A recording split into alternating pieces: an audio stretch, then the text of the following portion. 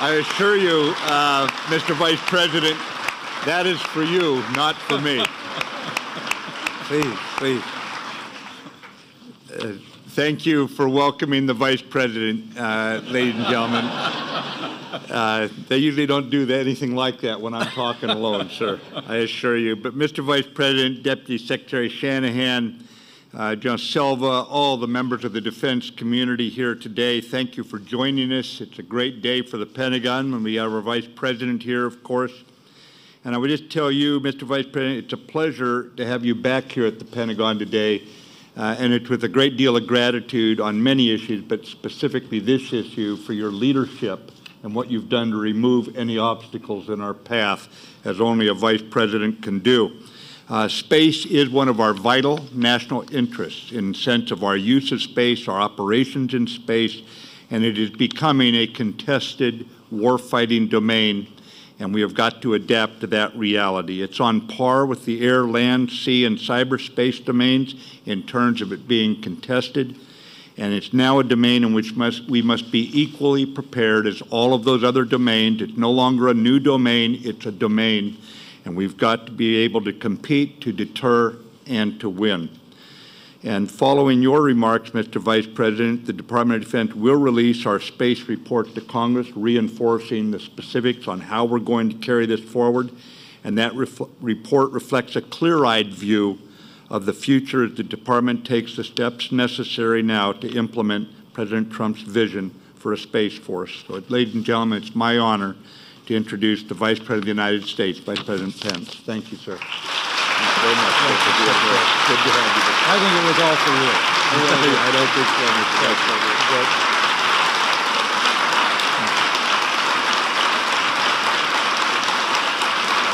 Thank you.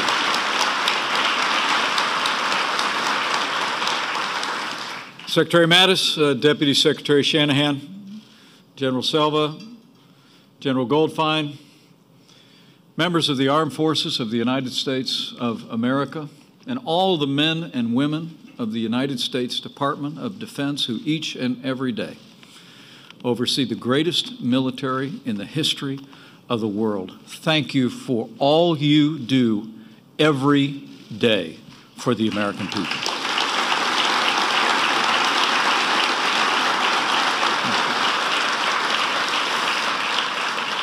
It's my great honor, Mr. Secretary, to join you here today at the Pentagon. And let me begin by bringing greetings from your Commander-in-Chief, who has, from the very earliest days of this administration, proved himself to be a great champion of the armed forces of the United States, committed to strengthening American security here on Earth and in space. I bring greetings from the 45th President of the United States of America, President Donald Trump.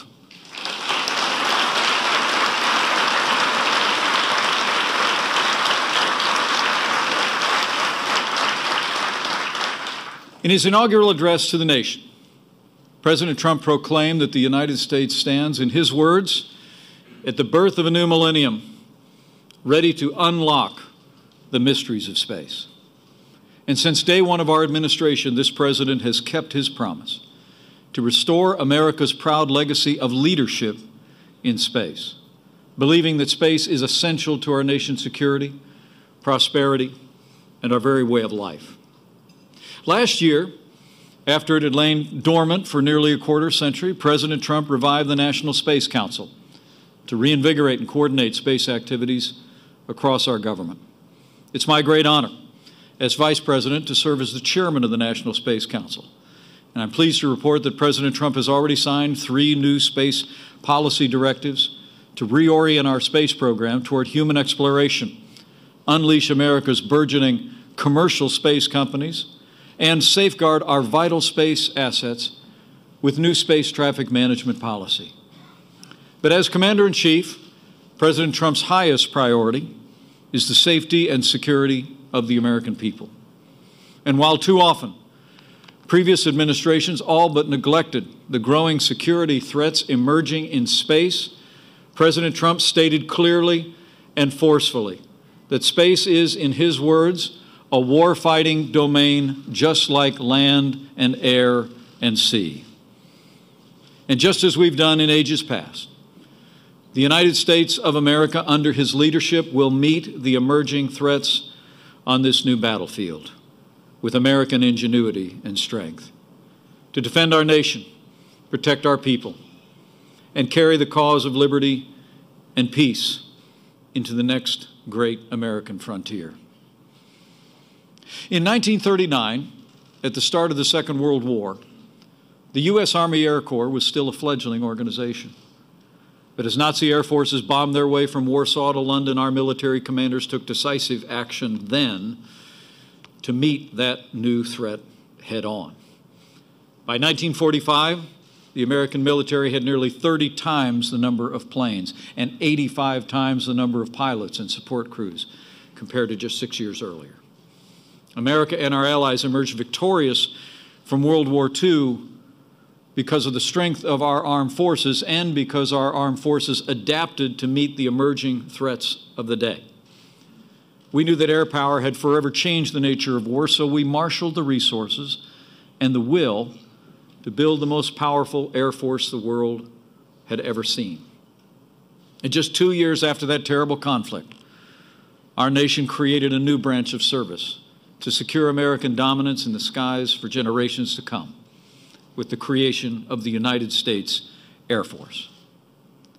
Now the time has come to write the next great chapter in the history of our armed forces, to prepare for the next battlefield, where America's best and bravest will be called to deter and defeat a new generation of threats to our people, to our nation. The time has come to establish the United States Space Force. And that's what brings us here today.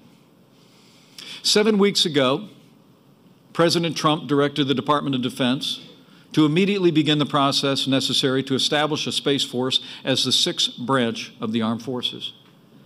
The President made it clear that our ultimate objective is to create a new branch of our military that's separate from and equal to 5 other branches.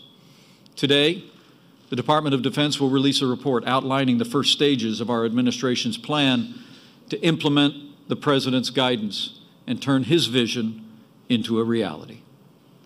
This report reviews the national security space activities within the Department of Defense, and it identifies concrete steps that our administration will take to lay the foundation for a new department of the Space Force. Now, to be clear, the Space Force will not be built from scratch, because the men and women who run and protect our nation's space programs today are already the best in the world. And since the dawn of the space age, America has remained the best in space.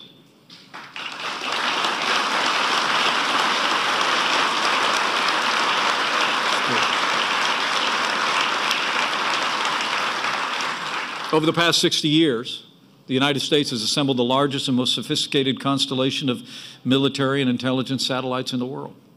We've pioneered the technology to leverage American power in space here on Earth and give our warfighters the intelligence that they need and give our intelligence community the information they need to maintain a strategic advantage wherever our warfighters are operating.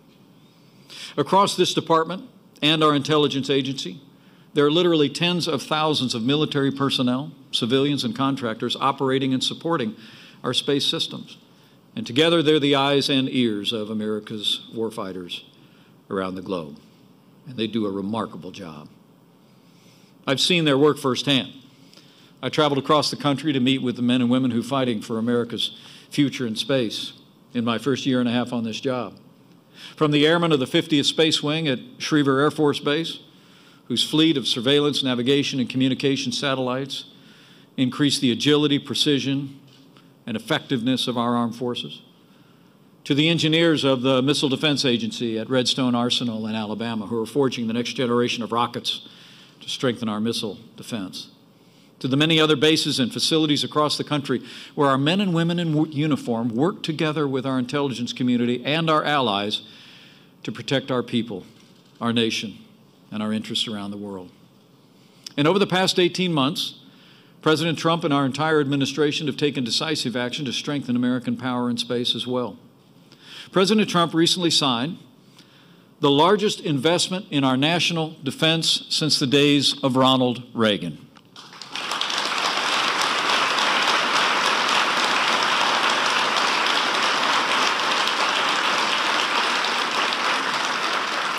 And that new defense budget included new resources for 2 cutting-edge military communication satellites and nearly $1 billion for our space defense programs.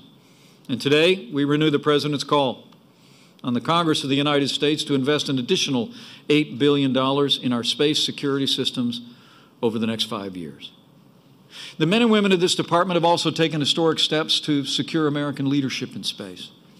At the direction of Secretary Mattis, the Department of Defense is fielding a new generation of jam-resistant GPS and communication satellites, and new missile warning satellites that are smaller, tougher, and more maneuverable than ever before. And while these steps have been vital to our national defense, they are really only a beginning.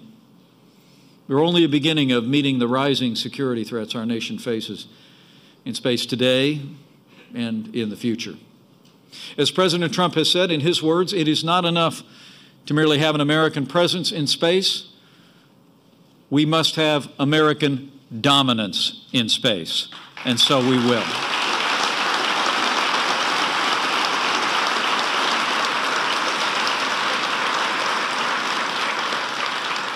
And that's precisely why we're beginning the process of establishing the Space Force as the 6th branch of our armed forces.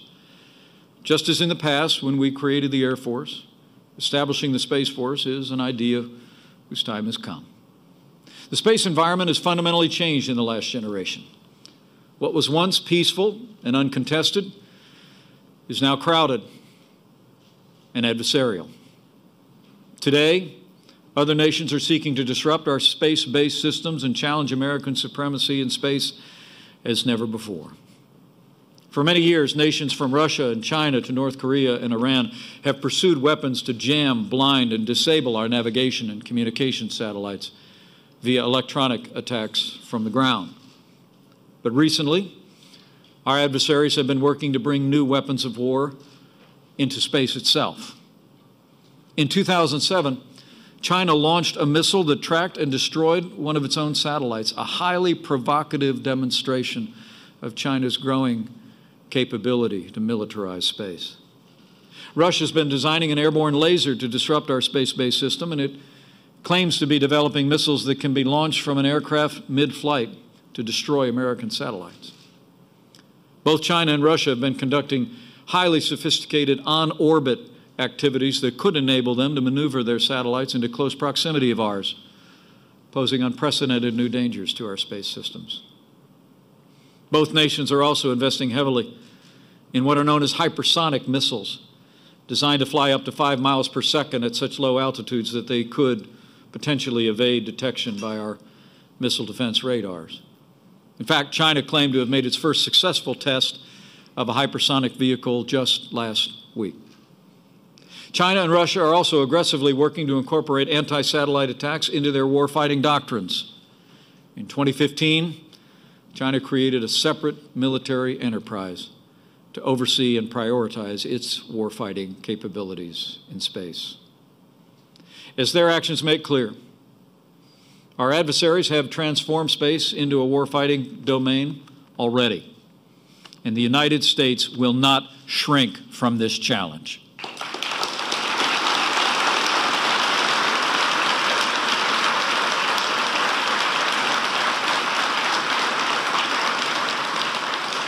Under President Trump's leadership, we will meet it head on to defend our nation and build a peaceful future here on Earth and in space. America will always seek peace in space as on the Earth, but history proves that peace only comes through strength. And in the realm of outer space, the United States Space Force will be that strength in the years ahead.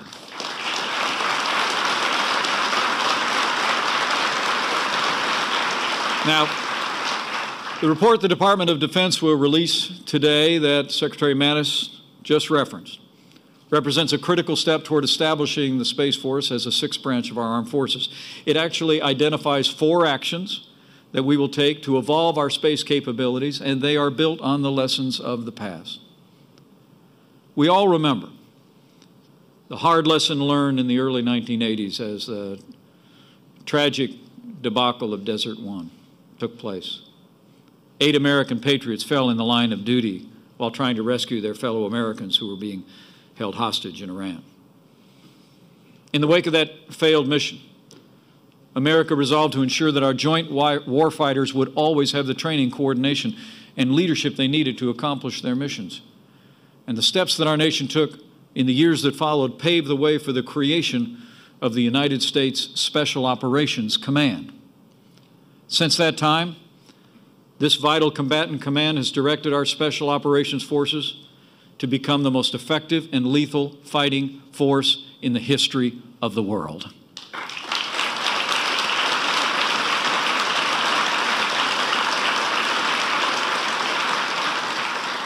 Our Special Operations Forces, through this unified command, have been defending our security and advancing interests, as they do to this very hour, in every corner of the globe. Along those same lines, today's report calls for the creation of a new unified combatant command for space, the United States Space Command. This new command structure for the physical domain of space, led by a 4-star flag officer, will establish unified command and control for our Space Force operations, ensure integration across the military, and develop the space warfighting doctrine, tactics, techniques, and procedures of the future.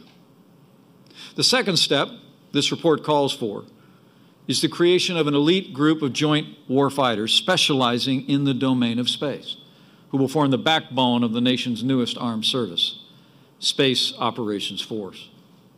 Just like our Special Operations Forces, a Space Operations Force will draw men and women from across the military and will grow into their own unique and cohesive community. They'll support the combatant commands by providing space expertise in times of crisis and conflict. Third, this report calls for the creation of a new joint organization, the Space Development Agency, that will ensure the men and women of the Space Force have the cutting-edge warfighting capabilities that they need and deserve. While our adversaries have been busy weaponizing space, too often we have bureaucratized it. And over time, our ability to adapt to new and emerging threats has been stifled by needless layers of red tape. The Space Development Agency will break free from ineffective and duplicative bureaucratic structures to focus on innovation, experimentation, and forging the technologies of the future. Men and women of the Department of Defense have pioneered some of the most groundbreaking discoveries in our armed forces that literally have revolutionized our national defense in times of need. From General Schriever's creation of the intercontinental ballistic missile to Admiral Rickover's development of the Navy's nuclear enterprise. And now, we must do our part to make bold breakthroughs, strengthen America's industrial base, and deliver the cutting-edge warfighting capabilities faster than our adversaries could ever imagine. And that's exactly what Americans will do.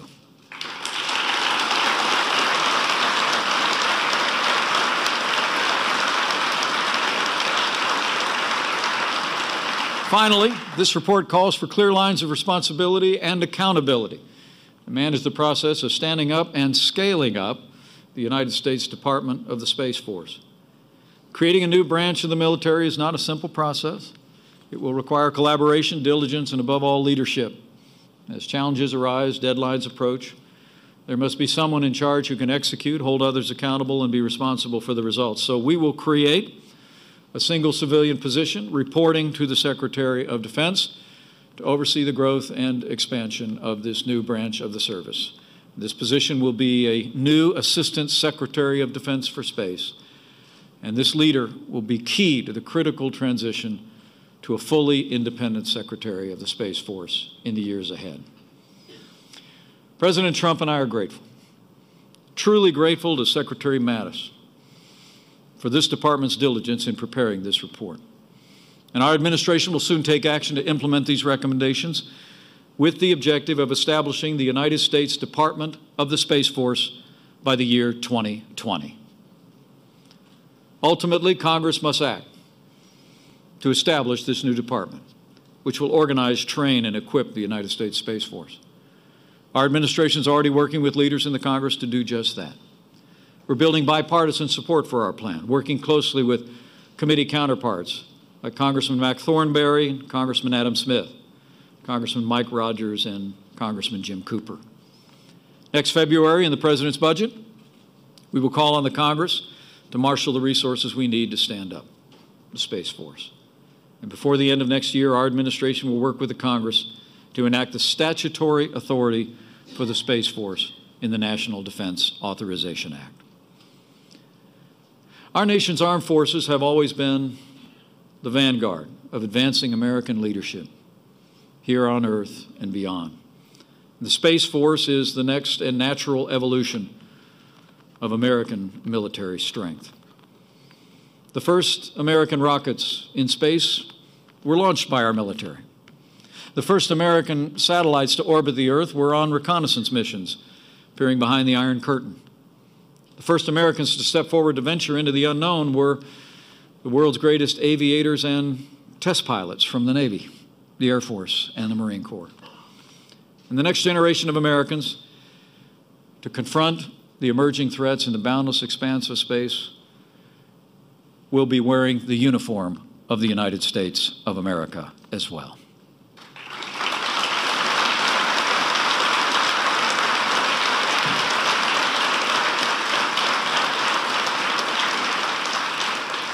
Now, I'll promise you, your Commander-in-Chief is going to continue to work tirelessly toward this goal, and we expect you all to do the same.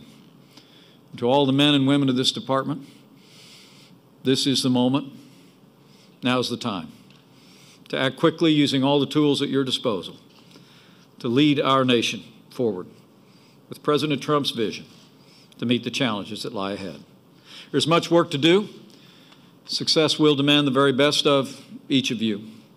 So be bold, be creative, unencumbered by the past or the status quo. And remember, when it comes to defending our nation and protecting our way of life, the only thing we can't afford is inaction. The American people deserve our very best, and they will have it.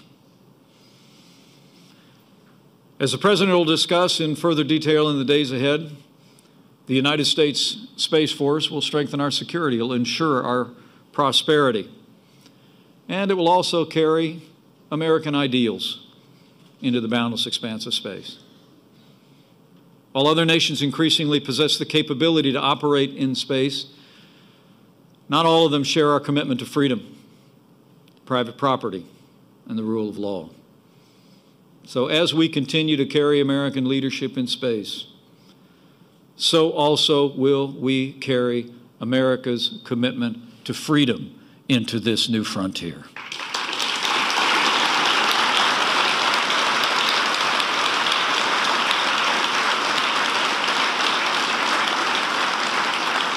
So this is the moment. Now's the time to do as Americans have always done in ages past, to lead with strength and a pioneering spirit into the future. And under the leadership of President Trump, our Commander-in-Chief, we will take the first bold steps to ensure our security on Earth and in outer space with renewed American strength. And as we embark, we do so with faith. Faith in all of you who've answered the call to serve in the uniform of the United States of America at such a time as this in the life of our nation. Faith to all the incredible civilian personnel who serve here in the Department of Defense with equal devotion to our nation. And we do so with that other kind of faith as well. Just as generations of Americans have carried those who have taken to the skies in the defense of freedom borne upon their prayers, I want to assure all of you who will be called to this enterprise that you can be confident. You can be confident that you will go with the prayers of millions of Americans who will claim on your behalf, as generations have claimed before, those ancient words that if you rise on the wings of the dawn, if you settle on the far side of the sea, even if you go up to the heavens, even there his hand will guide you. His right hand will hold you fast, and he will hold fast this great nation in the great beyond. So thank you for your service to the country, for all of you who have been called to serve in our armed forces. With your unwavering commitment, with the courage of our men and women in uniform, with the continued support of the American people, with the vision and leadership of our Commander-in-Chief, and with God's help, I know we will give America the defense she needs here on Earth and in the outer reaches of space. Thank you, and God bless you, and God bless the United States of America.